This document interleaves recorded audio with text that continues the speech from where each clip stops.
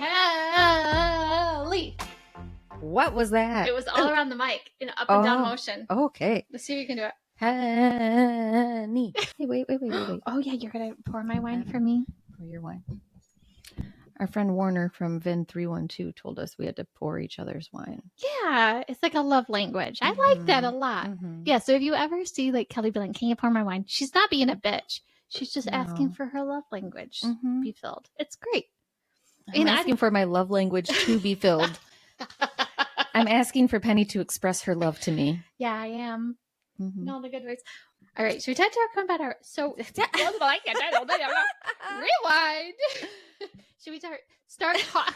I cannot talk today. Talk about your wine, Kelly. Penny. Please, for gosh sake, save me. Talk about my wine. I themed my wine to our book. She did. She did a good job. I did not this week. I did last week, but not this We week. read Gild by Raven Kennedy. The first book in the Plated Prisoner series, which I love so much. I feel like Kelly picked this just to see how many times I would cry in a book. No, I was like, poor Penny. She's going to cry her eyes out. Yep. Just you wait till you read the rst of them. Am I going to cry more? Oh, yeah. Damn it. Oh, yeah. It's so good. Okay, talk about your wine. Okay, so anyway, I got a Cab Sauv, but it's from Z. Alexander Brown. It's called Uncaged. It's all gold flecked on the leaves. These are feathers, not leaves. She's got a little wine today. The owl is a guardian of the vine, and myths say it is present when the spirit is set free. Oh, that's appropriate for this. Yeah, it's perfect. Read it very sexy, please. Oh, okay. The owl is a guardian of the vine, and myths say it is present when the spirit is set free. I like your background. Our winemaking style is also uncaged and takes us to California's coastal and valley vineyards. That is not a proper sentence. Takes us to California's. Here we go. California's coastal and valley vineyards. Okay, all right, fine. Coastal and valley vineyards in our pursuit Did you just take back your correction? Yeah, because I read the rest of the sentence. In our pursuit of creating wines that offer big and bold flavors. Ooh, yet finish with uncommon finesse. Ooh, finesse. With each. Well, that turned unsexy very quickly. With each vintage, there is a pure connection to the land that we are proud to share every time a bottle is opened. That's very seductive. Yeah. I'm going to do my color. Ooh. Very pretty. You can see more light through that than others. Well, it's a Cab, so it's lighter than like the ones I usually drink. Not as light as a Pinot, though. That's super light. Ooh, sexy legs. Sexy legs. Those are good ones. What does it smell like, Kelly? Cherry. Cherry, of course. Cherry's always well, in it's a Cab. Oh, that's true. Especially if you go to Traverse City, you're going to get cherry and everything because they have a lot of cherries. Cherry wine. I wonder if they're all really good at tying cherry stems up there. If not, I'll give them some lessons. Yeah, she's pretty good at it. A little bit of chocolate. All right, try it. I got a little spice right at the end before it went in my mouth. Tannins right on the tip of my tongue. Like a sweeter cherry and a little bit tart, little tart cherry. It's a little saucy tart. I want to try it. Okay, I'll do the 2 fingers. That's a saucy tart. That's a delightful wine. Ooh, I can smell the cherry on this one. This one's really strong. And the chocolate. Okay, I'm going to do my Swisher test. Look at all your lipstick marks. I know. I try to keep it in the same spot usually, but sometimes you just got to smear that lipstick all around. You missed that? You're too busy mouthwashing. You didn't like my line? Ooh. I see exactly what you're talking about. Yeah, it's right on the tip of the tongue. And then right back here. Yeah. So the tip of the tongue is the tannins? Did you get like a drier? Yeah. That's my tongue. The mouth is so interesting. So many layers. Yeah. All right, spit or swallow. Oh man. Well, I already said it was a saucy tart, so That is a swallow. That is a swallower. So mine is a local winery. It's from Tabor Hill. There's no description about it, but let me see if I can figure it out. So the color, but there's nothing in this one. It's very clear. Yes. Oh, it is. It's like a super light pea too, like very hydrated. Mm-hmm. Okay, smelling it. I hate this because I can smell like a fruit, but I don't know which one it is. Maybe apricot? Maybe you can smell it. Oh, it might be apricot. Look at you go. I think it is. Really? I did it. Mm-hmm. Yay. That does smell like it does smell. It does smell really good. It's not like a sharp alcohol apricot one. And like honey, maybe. Yeah, there's like a sweetness. This would be so good with like goat cheese. Yes. Oh my gosh. Mm-hmm. That would be amazing with goat cheese. Yeah. Okay. Swishy test. Ooh. Nothing on the tongue. Right here on the cheeks. But that's about it. Oh yeah, I want to try that. I haven't done that in a while. The kissy face. Okay. Let's put it in. Do the kissy face in second air. It is all right here, and it's very honey. Mm-hmm. Honey and apricot. Honey and apricot. Oh, you get more of a floral when you do that. Mm-hmm. Oh, you got the floral right at the front. Mm-hmm. Ooh, the things I learn. Look at you go. You're pulling out the floral now. I know. It's that breathing with the kiss. Mm-hmm. Because you got it right in the front. It's good stuff. Yeah. Mm-hmm. That's really good. I would gulp this down. I would swallow this, then lick it. Present me with another one. Get me another bottle. Yeah. I like it. Yeah, I really appreciate the 3-step wine tasting experience because that really does help. And then the kiss one, the way you kiss and then you breathe in some air. Yeah. That really does help. Yeah, it does. All right, Kelly, are you ready to move on from our wine? Mm-hmm. Okay. I'm so ready. Oh my gosh. This was a good one. Yay. You did so good. Yay, thank you. This series this much. Week we read Gild by Raven Kennedy. Oh my god. First book in the plated I'm so excited. We have a hard time talking First today. book in the Plated Prisoner series. So just a heads up, there is not a lot of spice in here. Much of any. Not in this one. In the first book. This series is well established. Like it's almost finished. So if you haven't read it yet, you definitely shouldn't listen to this episode. Yeah, please unless you have no desire to read the series, which if you don't, what's wrong with you? I've only read this book and I am going to go home and start the second book, even though Kelly will yell at me because I need to read the next book for next week. But it doesn't matter. But it's so good. It's so fucking good. It's so good. It's so good. It's so good. So just for the overview for people that are interested in reading it and getting into this series, I have to say that I was honestly a little turned off by it because it was in the young adult section when I went to Barnes and Nobles. I honestly don't know why it's in young adult. It was just this one. So I don't know if number 2 is not in the young adults. But shouldn't be. Yeah, because I was like, oh, I don't want to read a book without any spice. But there wasn't spice in it, but it was good. I mean, like, there's sex in it. Yeah, but it's not good sex. It's not. It's bad sex. Well, yeah. I'm kind of surprised it's in young adult because there's very adult themes in this. Yes. Ooh, look at the edging on that. Look at the edging. It's because of the trees at the top of it looks cool. So anyway, so it's about this girl who gets saved by Orin.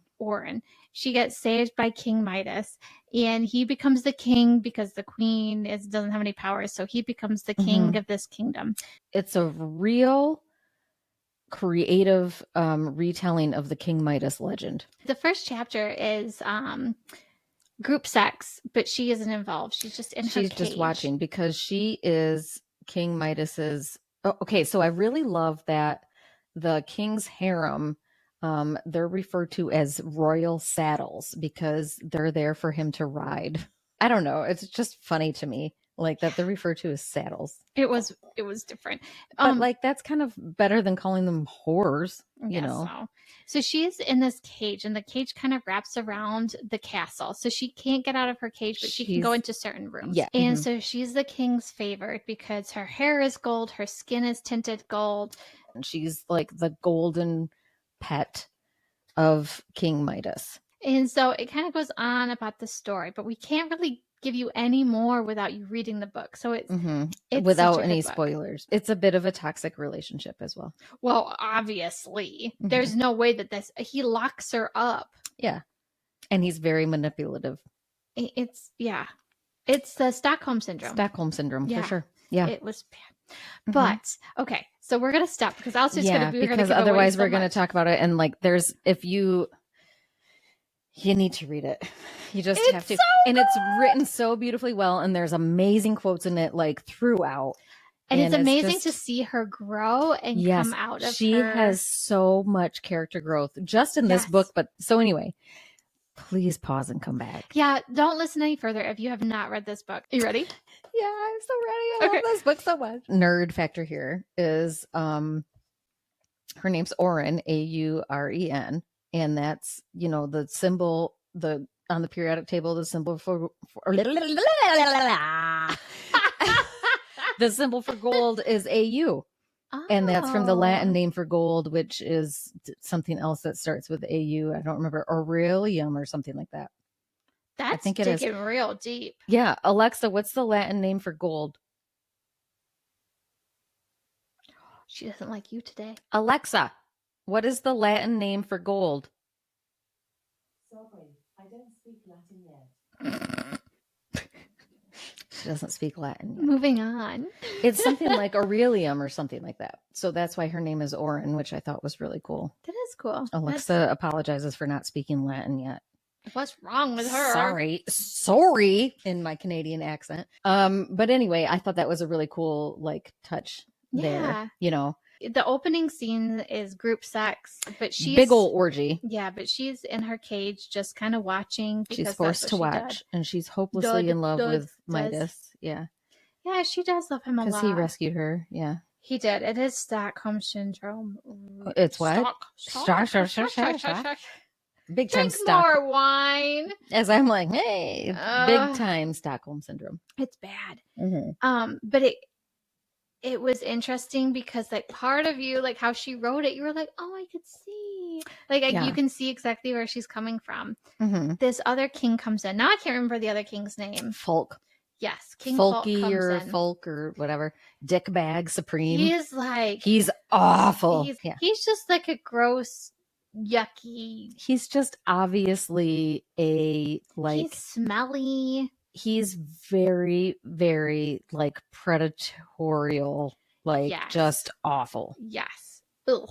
So King Midas knows that he has a thing for Auren. I'm gonna have such a hard time saying her name today. Auren. And so he has her in their library where they're talking. And you can definitely tell this was probably a setup. So he asks to have a night with Auren. And the king is like, okay, but you get my army. And no one's allowed to touch her at all. Even look at her half the time. Yeah, or talk to her or anything. Yeah, so that he is willing to even consider having a night with somebody is a big deal. Yeah, and so Auren this whole time is like, what the fuck is happening? Yeah. What? And she's so hurt and flustered, so what? Sad. She's like, Midas, what's going on? And he's pretty much just shut up and listen. Yeah, and this fucker wouldn't explain anything to her. Nope. He's like, just trust me. Meh. Yeah, trust me. Well, he says that to her in private, but in public, he's just like, shut up. You're a saddle. You're supposed to do what you're told. Behave. Yeah. Ugh, I hate that word. Mm-hmm. Behave. No. Whatever. Anyways, so it's all agreed upon that that this king, the nasty one, is going to get the night with Auren if he gives over his army. As soon as their armies are successful in attacking this other kingdom. Yes. So that's ruled by King Rot. King Ravenger, which they call King Rot because everything he walks on. Is it going to be turns to death basically, and he destroys everything? Is it going to be like a Court of Thorn and Roses kind of deal? I'm not. It is. Telling you. It is. Do you want me to tell you or not? Nope. You just asked me. I know, but don't answer it. Don't answer it. I have a feeling that that's what's going to happen. Because as soon as Faye came in, I was like, oh, Faye's hot. This is just going to go spicier and spicier. Okay. So it's gonna be so fucking good. So- so fucking good. Also, because Midas is a fucking dick. He is. He's awful. Big time. And I'm sure it comes out more as the story goes on. I'm sure. So they have this huge party to celebrate the attack on King Rot. And so King Midas has Orin come in and hang out with the nasty king, and she has to sit on his lap, and she has to feed so him. gross. And he's like got these nasty sausage fingers. Like he's like shoving meat into her mouth. Yeah, like and like forcing her to eat, and that sucks too. When you're like, she's already uncomfortable, and like Midas hasn't explained like anything to her about this plan or anything, and he's like, just trust me. And like she's nervous to bring up her like worries to him because he's one of those people where like you're so scared about his temper that you can't like bring up anything that you're worried about to him. She is like trying to go along with it. She's trying really hard, She's even trying though she's so like hard. so nauseous about the whole thing. So they're walking out, and she like just stops, and they keep on going. And then the guards realize that she stopped, and they're like, "Come on!" And she's like, "No."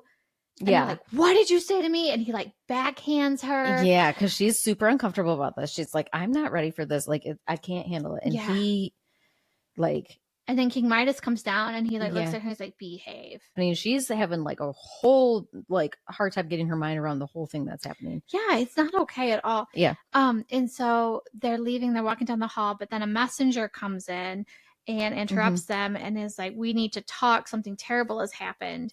And he's like, "What are you talking about? We had success. Like, everything's great. We overtook this kingdom, blah, blah, blah, Everything's blah, blah. great. Everything's grand. I got the whole big world in the palm of my hand." That's a Muppet song. It is. And so the messenger comes in and he's like, "I need to talk to you in private." And they're like, "No, King Midas can come too. This is a great day. We're celebrating." So they go into the library. And the messenger tells him that it was all a setup, that he got betrayed by King Midas because only his army went over the line. So, yeah. And they got destroyed. Both kingdoms' armies were supposed to go attack King Ravenger's or Rot's army. And it was only Folky's army. Nasty king. So Midas totally set him up. And then they were decimated. Yeah. So it was gone. And so the nasty king's looking at King Midas like, "What the hell?" And he's like, "Too bad." He's so like, sad. wah, wah, wah, wah. And then so swords come out and they start fighting. Like real swords, not dick swords. Yeah. Yeah, can you imagine? We're going to have a sword party. Who has the bigger one? Oh Oh my gosh. Whap, whap, whap, whap, whap, whap, whap. Can you imagine? Yeah, That would be that one would be major sword a fight. totally different book. Oh my gosh, that was funny. So anyway, so swords come out, real swords, metal swords that can kill people, and they're like, and like this is like the way she describes this is like, so it would be pretty like, because they like when they kill people, there's like all this crimson blood on the golden sword blades. Like that would be, Kelly's very artistic. It'd be really pretty. She describes it really pretty too. Well, anyway, so there's blood flying everywhere. There's sword fighting. She's like curled up in a ball because she doesn't know what to do and she's scared. And then the nasty king comes up and he pulls her up and he holds a knife to her throat. King Midas is just watching. And then her guard, that has been her guard for years, comes up and stabs him through the back. Yeah. And she had totally forgotten that he was even there. He's like that good of a guard. He doesn't ever talk. He must be very professional. He's very professional. And he's like like a father figure to her. And so after, I think it was a couple days, King Midas comes back. Yeah, he finally comes back to check on her. It wasn't like right away. It was a couple days later. And he's like, "I'm sorry." Yeah, because her throat had all like, I'm sorry. Her throat had all like scarred up already. Yeah. And so we had the people bring in stuff he came for her up bath. to... He gave her a bath. He came in that night, and then he didn't check on her till later. I don't think. I don't know. Whatever. He's a tool bag. He came in to give her a bath and like played on her emotions. And he's like, "I'm sorry, and I'm gonna fuck you real quick. I love you so much. See how much I love you? My dick is hard. See?" Yeah. He's like, when I'm here, it's just you and me. Who cares about when I fuck 10 other people at one time and make you watch?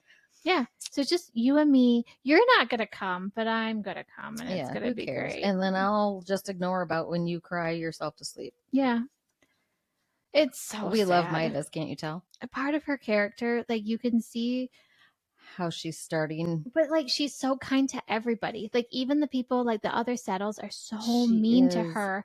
They're The guards are so mean resentful. to her. Yeah. No one is kind to her, or she doesn't have a friend with anybody. But she is seriously still kind and She considerate has of such a everybody big else. heart. With the other nasty King Gong, King Mhm. Midas twists the story so that he comes out the hero, and Yeah. so he goes to the other kingdom, and then he sends for Orin and the other. After it's been like a couple weeks, I think. It's like, I just want to get established, and then now I want Orin to come Yeah, to and me. the other saddles. They're all loaded up and they're on their way over to this other kingdom. And we get to meet my favorite character in the book, Sail. I love Sale. He's my know. favorite. When you were telling me about him, I was like, oh, Penny. I'm gonna cry probably was right on like- this podcast. It was so sad. When you were just like, oh, she met Sale, and I was like, It was there's this one point that the scout didn't come back, and so they're all a Yes. little nervous about an avalanche that's coming, and they're not sure what's going on. So Digby goes out with another couple of scouts to go see if there's an avalanche possibility. Meanwhile, all of a sudden they hear hundreds of footsteps coming towards them. Oh, and we should say who Sale is. So Orin, through this I don't know if I can. I don't want to even cry. Orin, through this journey, has, like, thankfully, wonderfully, whatever, there is one of the guards who is, and Digby personally selected these guards for her. She's become friends with one of the guards, and they are he's so like funny, and like they've had a wonderful friendship, an organic friendship, and it's like really one nice. friend.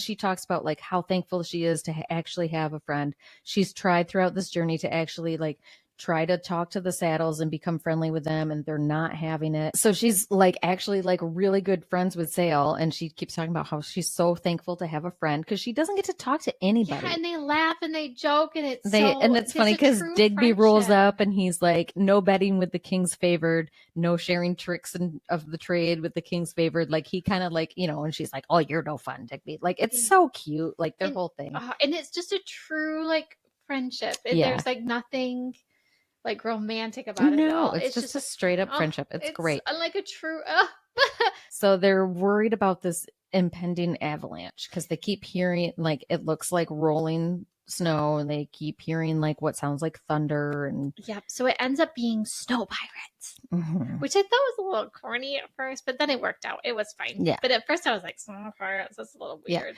I know. I was like, pirates, and Penny's like, huh? And then I was like, I listened to part of the audio to finish it up, and they talked like pirates, like "Ire, Captain." Like, oh, did they really? Yeah, it wasn't that great. It was kind of a. See, this is why I don't like audio. So they're going to go out and scout, but then meanwhile, pirates come and they start attacking, and so Sal gets her into her carriage, and he's trying to like. There's Sal. Oh my gosh, Sal gets her in her carriage. There's no driver, so he hops on, and he's like going as fast as he can. They're making a turn. They roll down the hill. It's bad. Carriage gets stopped, or carriage gets like crashed, basically. Yeah.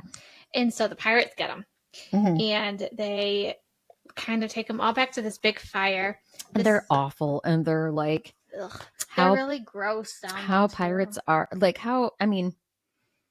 stereotypical gross pirates, right? They're gonna like pillage. They're not sexy pirates. No, they're not like the pirates that I like. They're not like in our books pirates. No, they're like gross pirates. They're the stereotypical gross, like dirty, stinky, like wooden teeth, pillaging pirates. Gross, like like real pirates. We've all seen them. Penny's been out on the open seas, apparently. Open seas, just finding pirates wherever I go. And I'll be like, Kelly, like, hey! That's I is what pirates say. Yeah, but A is Canadian. Yeah, I'll be doing the Canadian pirate. Maybe Canadians are pirates. No. And they just have an accent. Because how you typed it. I think I figured something out. No. Listen, I think now that Canadians are pirates with an accent. That's what I think. Because they say A instead of the pirate way. And they just have an accent to it. None of that is correct. If they say, hey, matey, Do they do that? Aye, aye, Captain. No, that's a pirate, but not with an accent. They're like fancy pirates. None of that is correct. So anyways, they're all You lined need to up. play some Assassin's Creed, the pirate Assassin's Creed. Maybe. With Edward Kenway. He's my Ooh. favorite. Anyway. Well, moving on from pirates and fancy Canadian pirates, we move on to these gross pirates. the And gross those pirates. fire claws. They're not as nice as Canadian pirates, because Canadian pirates are these. We're moving on. They'll be like, I'm sorry. You just There's no Canadian pirates. Yeah. Canadians are way too nice to be pirates. That's why I'm saying they're fancy pirates. No, there's no Canadian who was ever a pirate ever. Canadians I bet they are. How many Canadians do you know? They're way too fucking nice. They are nice. They're nice, fancy pirates. No. Yep. Way too nice I'm to be pirates. to my story. Can you imagine Justin Trudeau as a pirate? Yes, I can. Like with a little eye patch, an eye patch and a parrot on his shoulder. Justin Trudeau.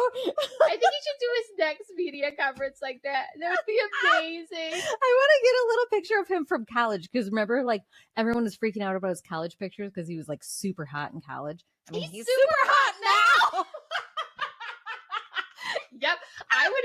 That's the thing. I know exactly why they elected him as their prime minister. Like, imagine him like even like in college, like way hotter, but like this little tricorn hat and a patch, a parrot when he's playing his guitar because he was in a band in college. See, he is a fancy pirate.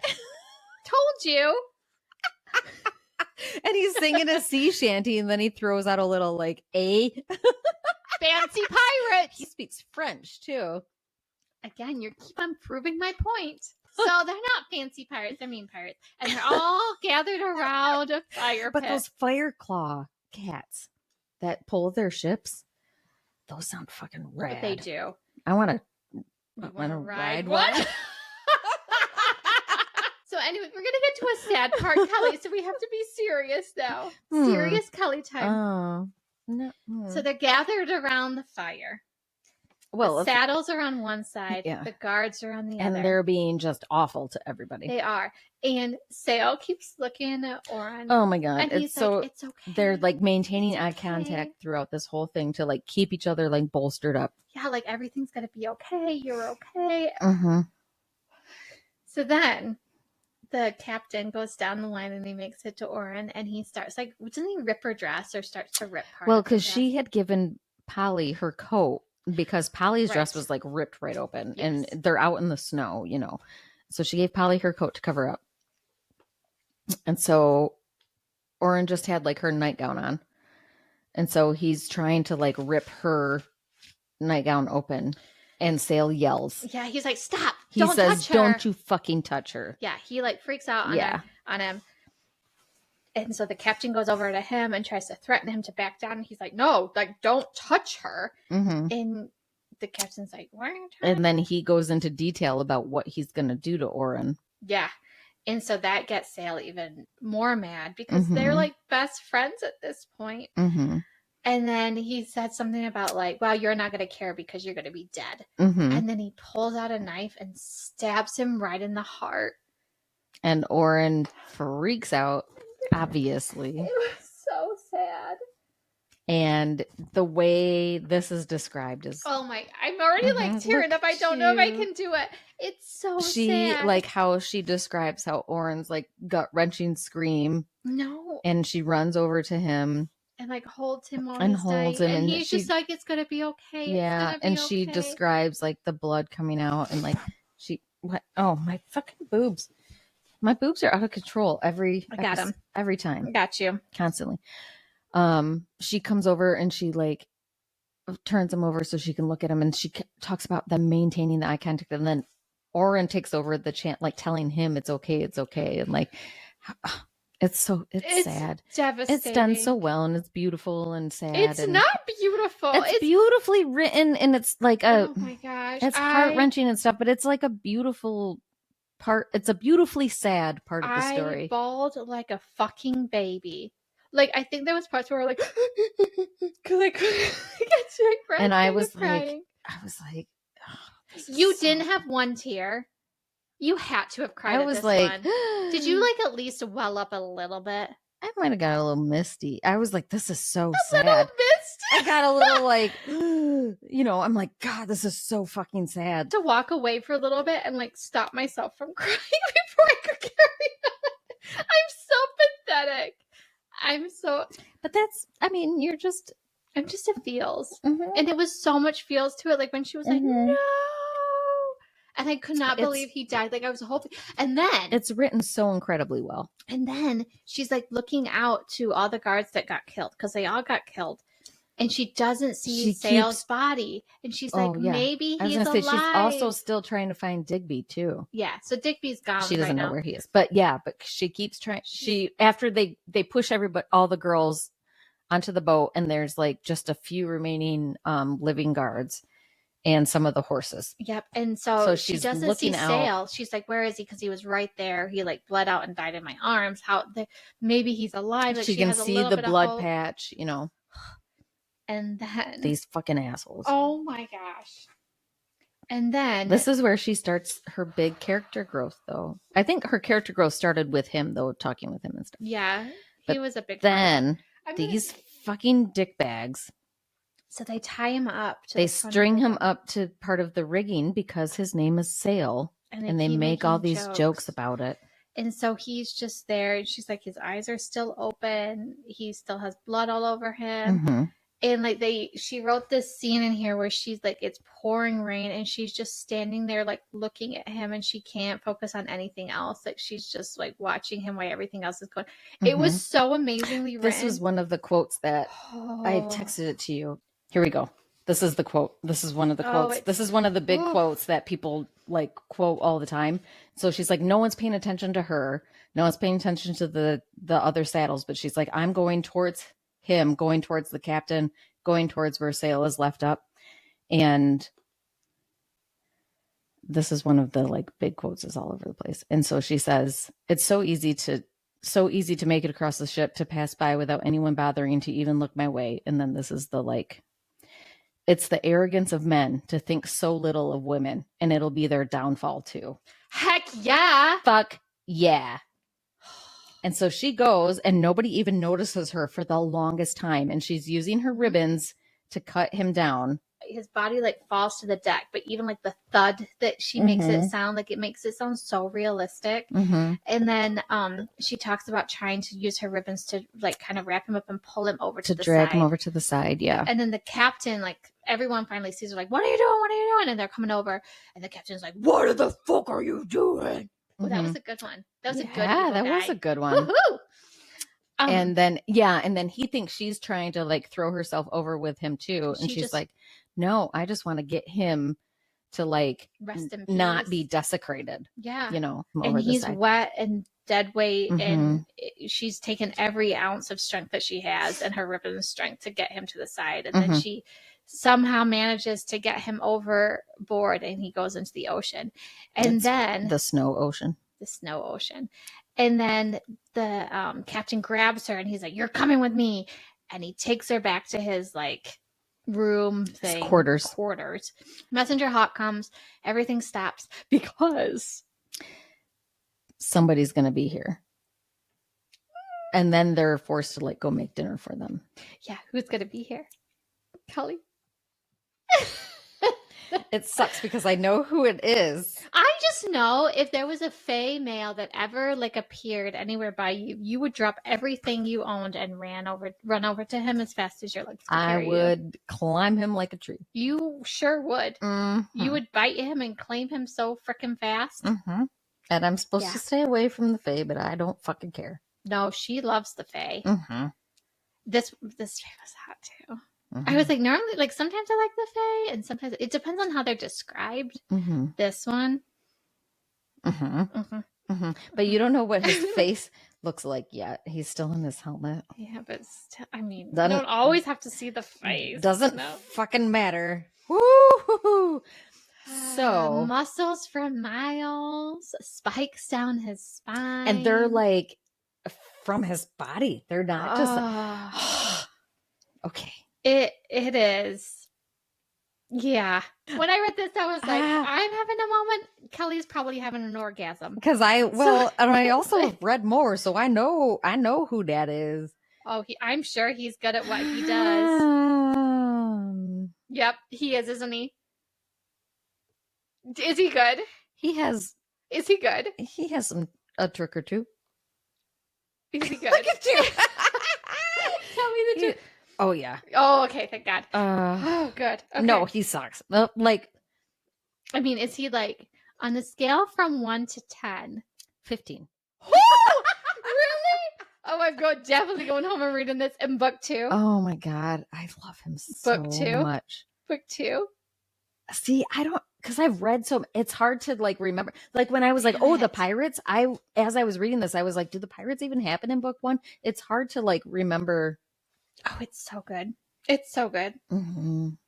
Okay, so anyway, sorry, tangent. As I was like, okay, so King Rot's soldiers appear. Yeah, led by Commander Rip. He's ripped. I think Rip is a perfect name for him. And he's got that he got that nickname because he's been known to rip his opponents like literally in half or to shreds or whatever. He could rip me on the battlefield and off, you know. I mean, I wouldn't be opposed to it. And he has these like literal spikes coming out of his spine from his wrist up to his forearms. Mm-hmm. We found out later, like above his eyebrows, like fucking hot. Yeah. Hot. I am not normally into the face stuff, but he was something. And Oren can tell right away. She's like, that he's fucking Fae. Like she can tell. I mean, if you couldn't, you would be blind. And this was like, and then we find out some of the backstory where like there used to be another kingdom that connected to like the Fae world. Yes. And that was severed. And that's how like this Aurea, this land, this world has magic still, is because there's some people who like bred with Fae. Yeah. So the captain and the commander make a deal that he will have all of the people that he captured from King Midas and that for this trunk of gold. Yeah. But the captain keeps Oren hidden, hoping he's trying to like trick him. Yeah, hoping that he doesn't know that Oren is part of this. So they do this big meal. Everything's great. The captain goes to leave because they want to leave at first light or whatever. And he's like, okay, I need everybody. He's like, okay, you have everyone. And he's like, nope, I don't. Where's the golden girl? And the captain's like, fuck. And he's like, all right, well, they come into agreement after some back and forth. And then he's like, okay, but go like check on the horses and the other shit on the other boat first. Make sure that's all okay, or get that loaded up first. Whatever. Leave them here with me because I'll be safe. Yeah, whatever. Some bullshit. So the captain takes Oren and what's the other saddle? Rissa. So he takes them back to his like, quarters. I'm going to enjoy you first, because he had planned on like fucking around with all these girls for like a couple of weeks. He's disgusting. He is. So he takes the first saddle and he puts her on the bed, and she's trying to play the part. Like she's like, good at what she does. Yep. And she's trying to guide Oren. She's like, it's a performance. It's a performance. It's not like you're inside your body. Like, yep. Trying to tell her you're not really here, like helping her through it, you know? Yeah. And so she's trying to do her performance, and he's just like, stop. This was terrible. This is bad. This is a full on like assault scene. Yes, it was assault. She's crying, and then Oren's like, stop.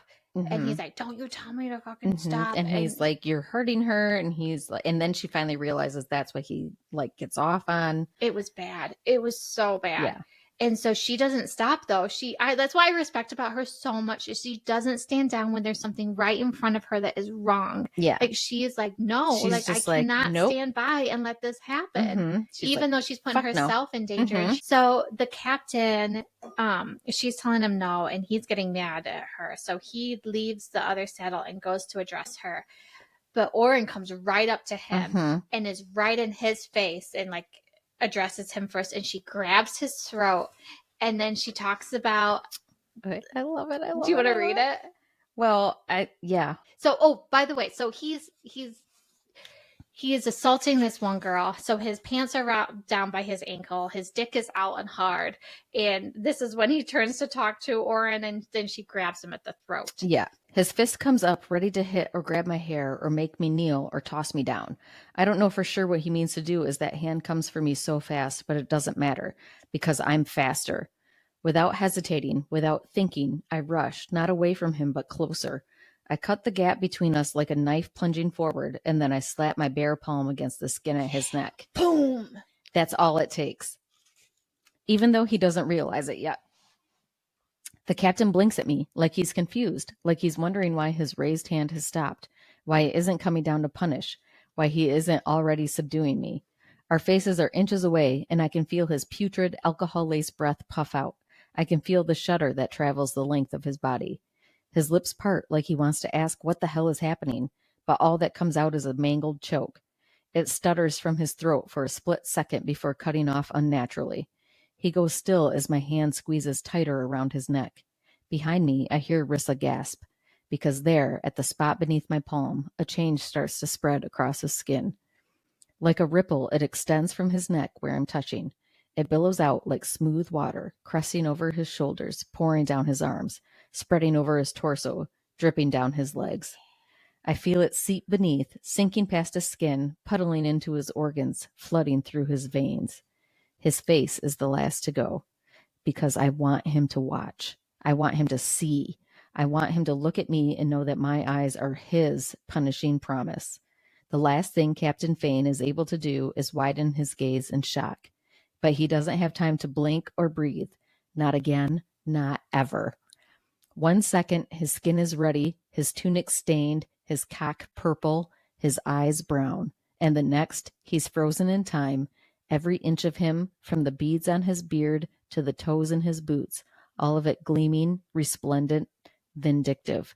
Because I just turned the motherfucker solid gold. It was amazing! Fuck yeah. His dick is still hard, like sitting out there gold. She's like, I bet you could probably like whack it off with a hammer if you wanted to. Like, they're so funny about it. It could be a great toilet roll holder. Yeah. Or a hand towel holder. Yeah. Just throw it Like, over there. they're so funny. As soon as they get him out and the chest of gold, because their plan is that he took off with this chest of gold, and then nobody will know. And so the second in command, Quarter is his name. Quarter comes and tries to be like, hey, Captain, blah, blah, blah, blah, blah.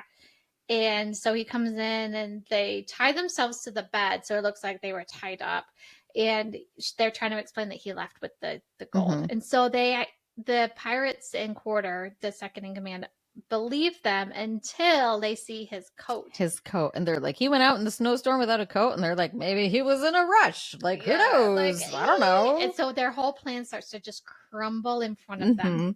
And so the Fae commander comes in, like right as they're like, you killed him. And they're about to like, he's just a badass. And every time he says something, everything just kind of like, just exudes like power, sexy power. They're trying to like, they're threatening them because now they're like, you did something to our captain. But then the commander comes and he's like, you're gonna release them. And they're like, what are you gonna do? Like, just be like, oh, we're gonna like go back on this deal that we made with like King Rot. Like, yeah, they're gonna kill us all. Yeah. So they let the girls go with the commander. Look at you, the commander. You don't even know. Oh, I don't, but I want to read it just so I can see him in action. It won't be a disappointment. No. So yeah. So he ends up taking the girls. So then, yeah, all the girls go, and there's a few of the guards left and some horses, and that's kind of how it ends. And it's like she slips. That was terrible. She slips on the ice and falls in the snow, and everyone else continues on, and he's there next to her, and that's kind of how it ends, where he's like, well, isn't this interesting? Oh. I can hear his voice inside my head. And everyone's moving on around them, and they're just there like looking at each other. And she says, I love this too. She says she's looking at him because she's like, I can tell that he's Fae, right? Because people around don't think the Fae are in existence anymore. And she says, I know what you are. And he says, that's interesting because I can say the same thing about you. Yeah. Well, let's talk about next week because you're gonna either hate or okay this. I don't book. even know because I don't even know what we're reading next week. Next week we are reading Icebreaker. Oh, it's the hockey book. It's the hockey book. So I have seen this all over the place. So people have been talking about it, but I don't know if they're talking about it. I'm sure they're talking about it because they like the spiciness. It's supposed to be super spicy and super hot. Yeah. So I'm sure that part's great, but am I going to be pissed about the hockey parts? Yes, she will. I'm sure she will. I cannot wait for next week. We'll see. Maybe it'll be good about the hockey because, I do want to read some Pippa Grant hockey too, because I love Pippa Grant and her baseball books, Pippa's baseball books. She was real good about the baseball parts. And like Amy Rifkin's baseball book, that was really good. That was great about the baseball parts. Yeah. Well, so we'll see. Kelly's either gonna love it or hate it. I cannot wait. I have some feels about hockey. I cannot wait to have Kelly's input on this one. I'm a little hoping it's gonna bother her just so I can egg her on. All right. Anyway, next week, Icebreaker. Join us. You'll love it. You'll love us. I hope. We'll see. Okay, ready? Yeah. Cheers. Oh wait. What makes? Oh. Ready? What makes you blush?